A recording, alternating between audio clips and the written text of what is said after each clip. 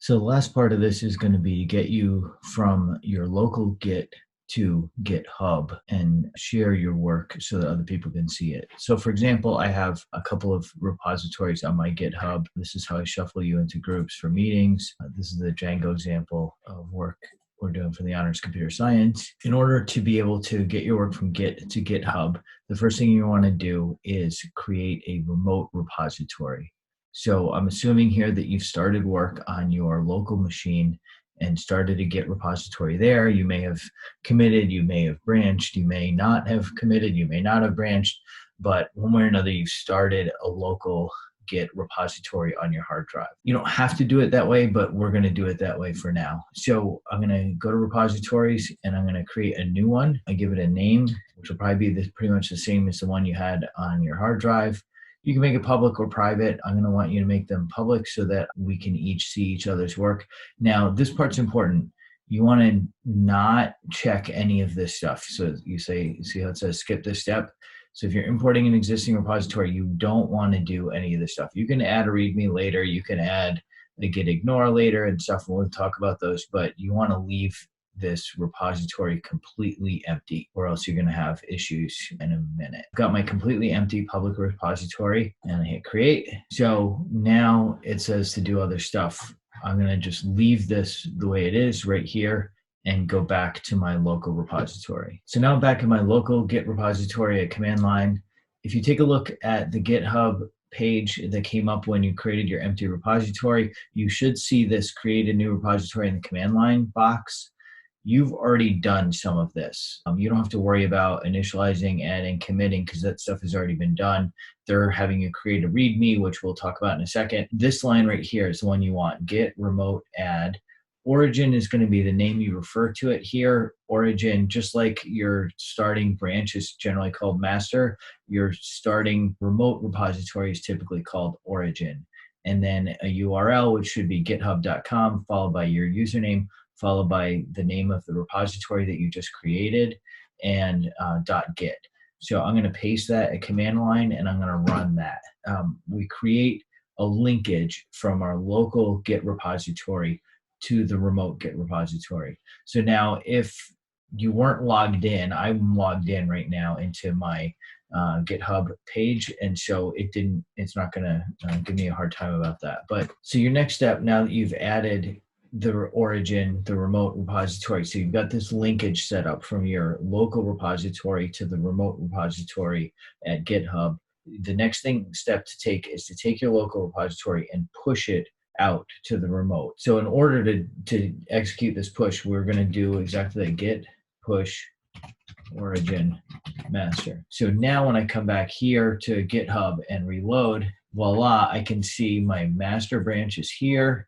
My roots.py in its most up-to-date state is here. So I can take a look at the history and see the full list of all of the commits. And so when I've looked here at the master branch, I can see the merge add to map. I can see the whole list, and even the one commit add a bunch of edges and nodes to my map, that's also here because I merged add to map in with master.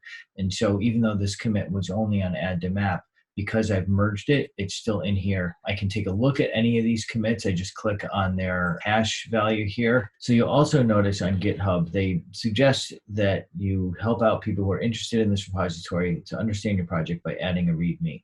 And so we're going to do that. We'll add a README, and it puts a hash random run here. If you preview it, it shows you what it's going to look like. Random run is a title. Puts a little line after it. So this is what's called, as you notice, it's readme.md. MD is markdown. So this is what's called a markdown file, which is a lot like a markup file, but it's a bit of a bad pun. And so you can put some information about your thing. And there's a whole page, if you want to, if you Google it, mastering markdown, you can do lists and embedded images and stuff like that. But if you just want some basic information, you just type. So I typed a quick sentence about my project. I'm going to commit it, commit directly to master. That's fine.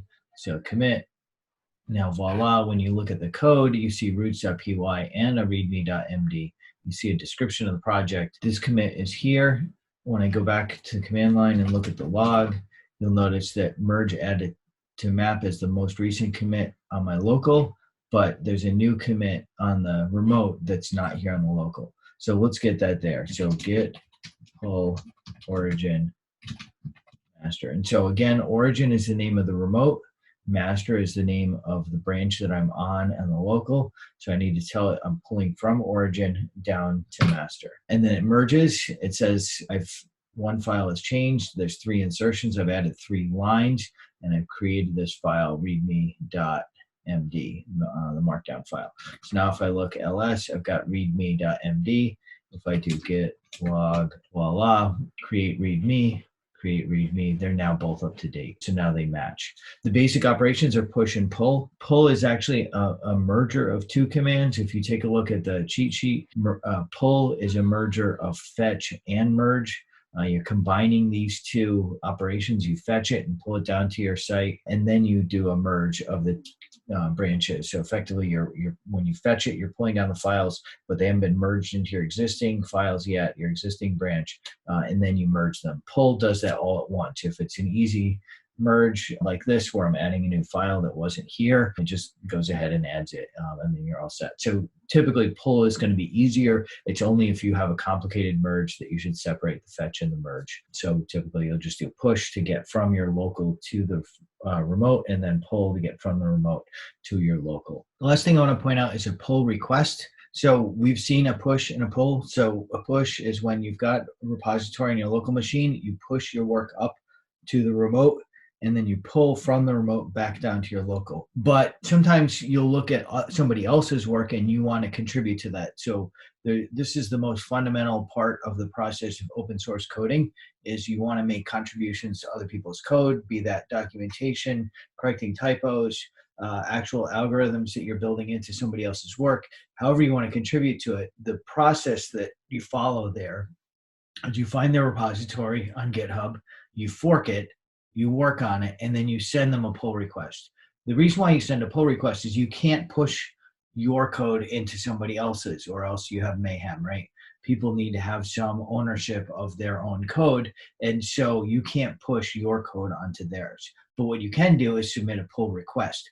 And so you give a documented description of what you contributed, why you thought it was necessary, and why it's useful. They get a chance to look at it and make a decision about it. If they think it's pretty good, then they accept the pull request and they pull your code from your repository to theirs and add it to their project. So that's really, as I said, it's a basic process for open source coding. Big projects work that way. Somebody's the owner of the project or the manager of the project, and people fork the repository, do some work on it, send a pull request. The work gets merged back into the main branch, the master branch, and then the master branch is the functioning one that people clone if they want to use it. So this should give you a basic functional overview of how Git is used and how you'll be using Git in my class. I think you'll find Git to be useful in the long run. It's a major part of open source coding as well as in proprietary software coding. A lot of organizations use Git or something very much like it in order to manage their own software. So when you get to a point of working on projects with other people, you'll find Git to be the most useful, simplest way to collaborate on coding projects.